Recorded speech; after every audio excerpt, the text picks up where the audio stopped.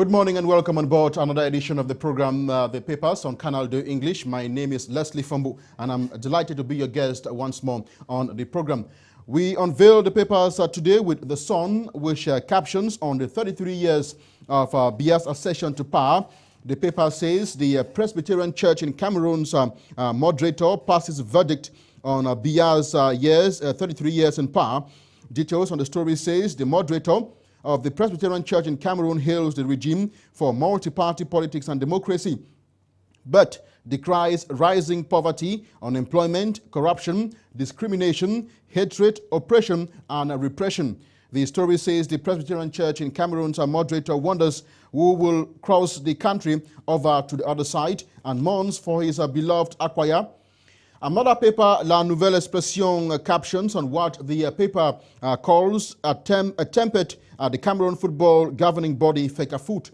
The paper says the elections of Tombia Roko has been annulled. Details on the story says the decision is from the Chamber of Conciliation and Arbitration of the National Olympic and Sports Committee of Cameroon.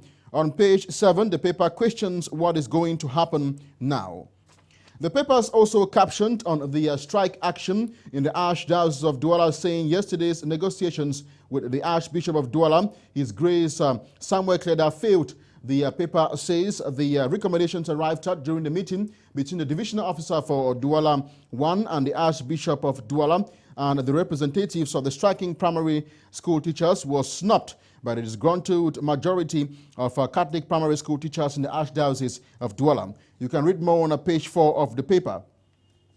Another paper, Le Messager, this morning captions on the Fecafoot crisis, saying the elections which saw the coming to power of Tombia Roko has been annulled. You can read more to quench your thirst on page 3 of Le Messager this morning.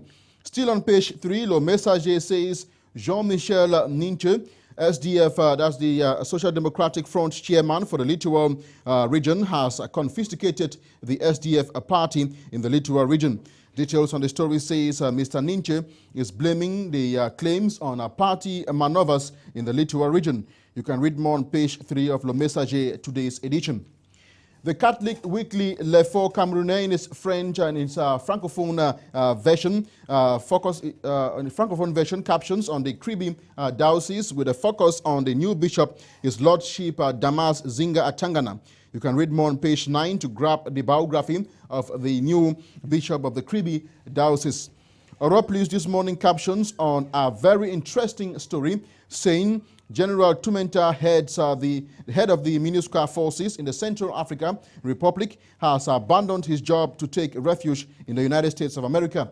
The details on the story says the exploitation of diamonds and other precious stones might have tempted General Tumenta to abandon his raison d'etre in the Central African Republic and focus on amassing wealth for himself.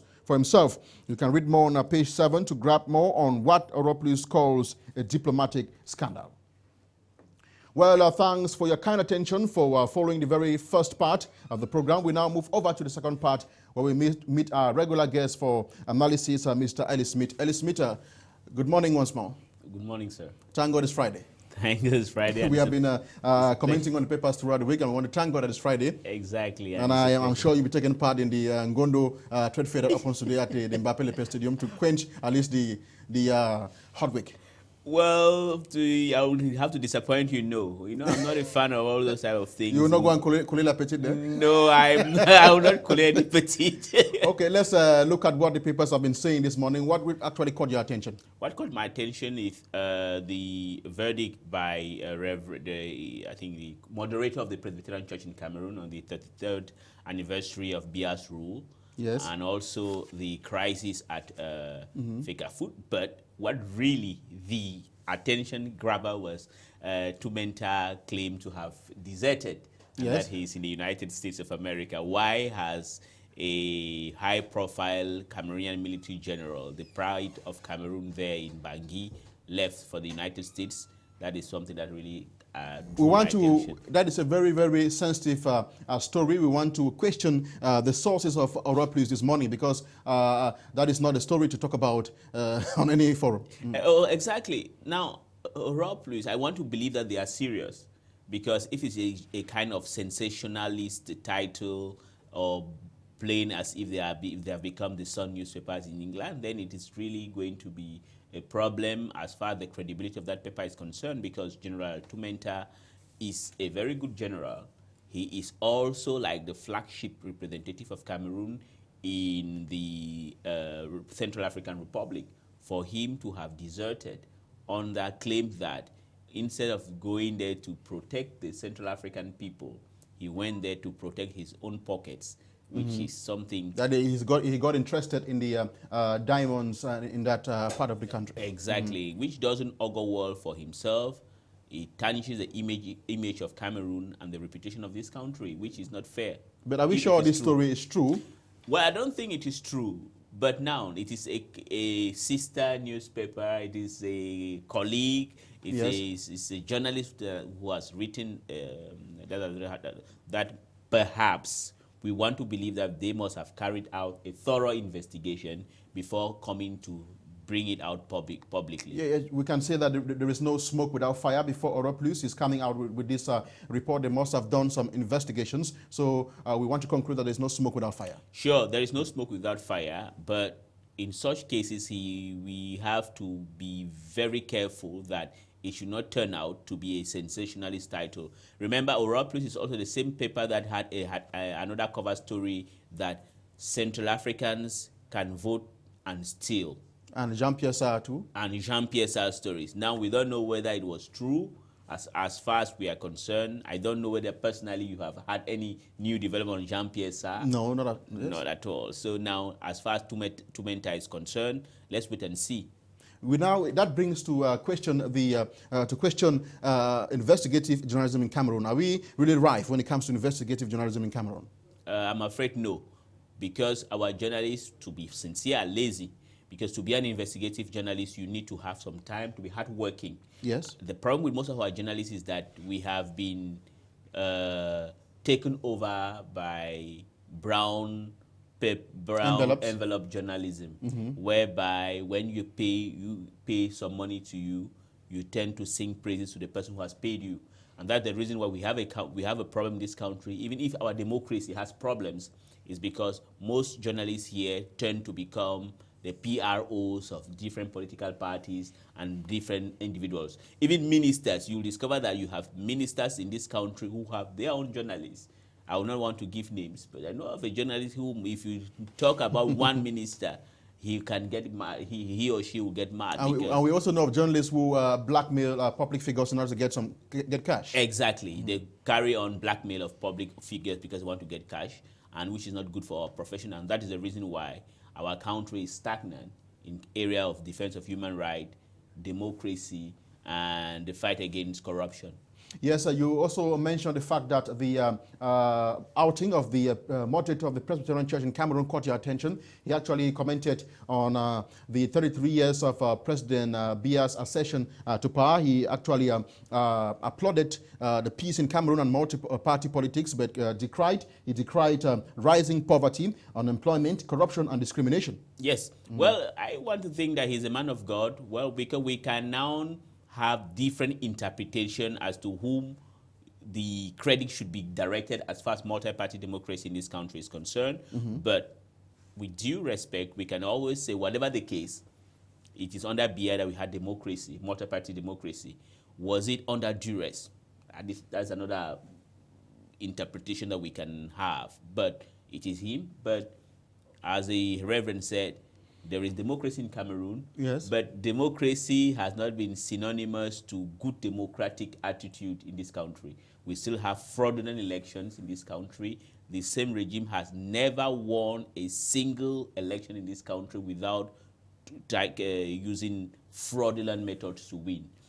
How are you sure about that? We are sure because when you go out, just carry like kind of opinion poll outside. Yes. You'll discover that most Cameroonians are kind of resigned.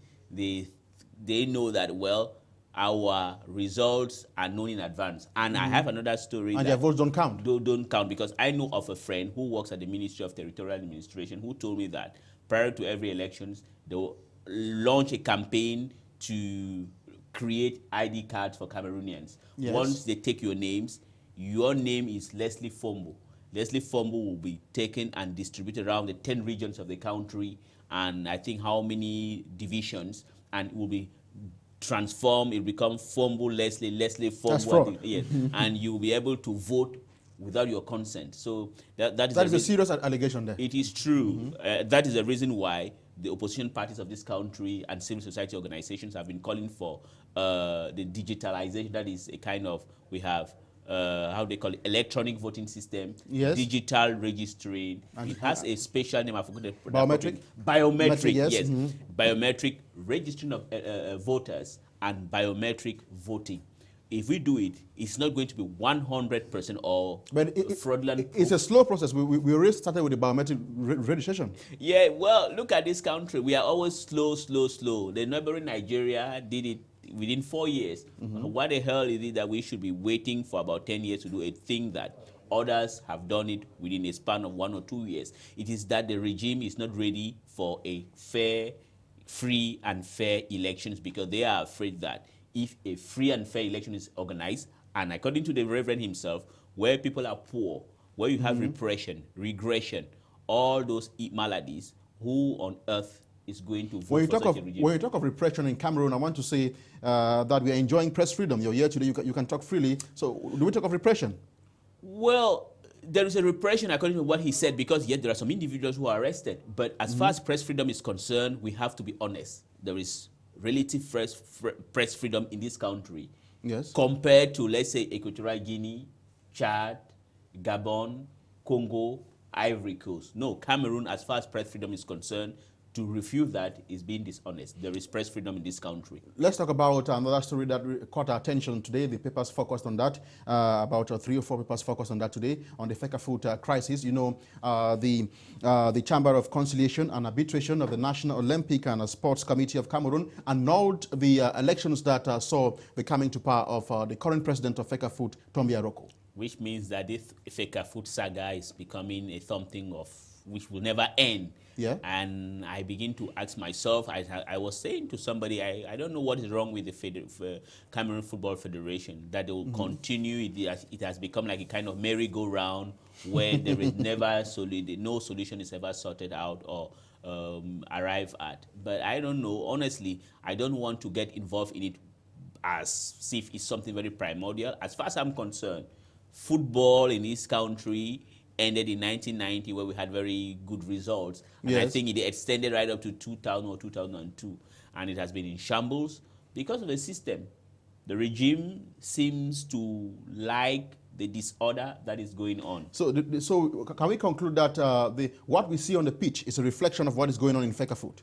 Yes, what we see on the pitch is a reflection of what goes on in Feka food, and also a reflection of how this country is being governed today. And is there any future for Cameroon?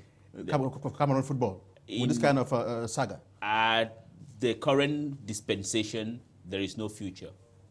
Why do you say that? Don't you believe that the Bell Antoines who actually petitioned the National Olympic and Sports Committee to cancel the elections have something to offer?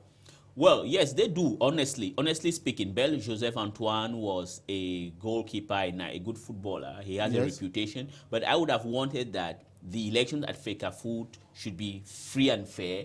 So maybe Bell Joseph Antoine should be defeated in a very free and fair, honest manner. In a situation whereby the playing field was not level, was not even, I now understand why Joseph Antoine Bell should not be satisfied, should be disgruntled. But then if they want it to be free and fair and end this saga, let them bring in a transparent method where everybody will be satisfied at the end of the results. Early, the papers also focused today. They did a follow-up of the strike being carried out by the Catholic primary school teachers in the Archdiocese of Douala, who are disgruntled. They say that they receive catechist salaries, and they have been working for close to 40 years now without any improvement in their status. And they actually met yesterday with the Archbishop of Douala, but the disgruntled teachers still say they are not satisfied with the recommendations of yesterday's meeting.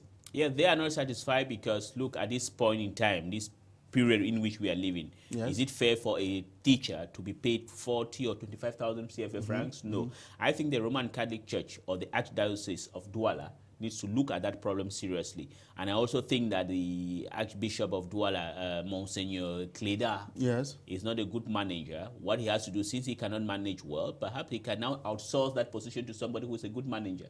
Yeah, he should give it to another person. You know, the Archbishop is appointed by papal decree. Yes. He cannot. Are you calling for him to resign?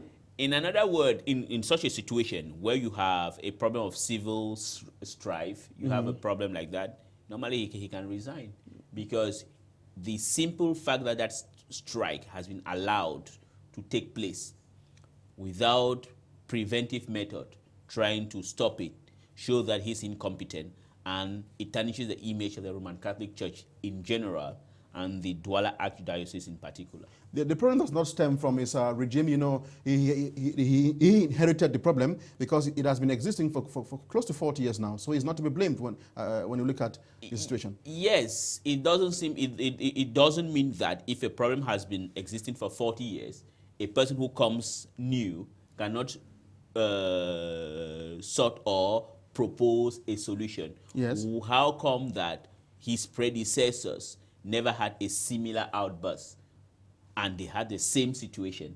Which means that his predecessors certainly had a kind of preventive mechanism being put in place that he hasn't put in place.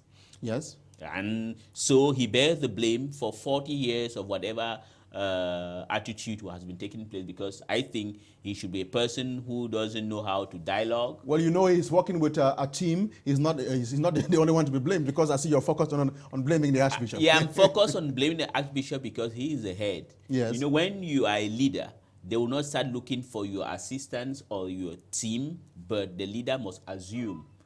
And he has, as far as I'm concerned, not been able to have a kind of proactive attitude. He is reacting. You don't react in such a situation. If you are a person who reacts to problems, it simply means that you don't know how to manage.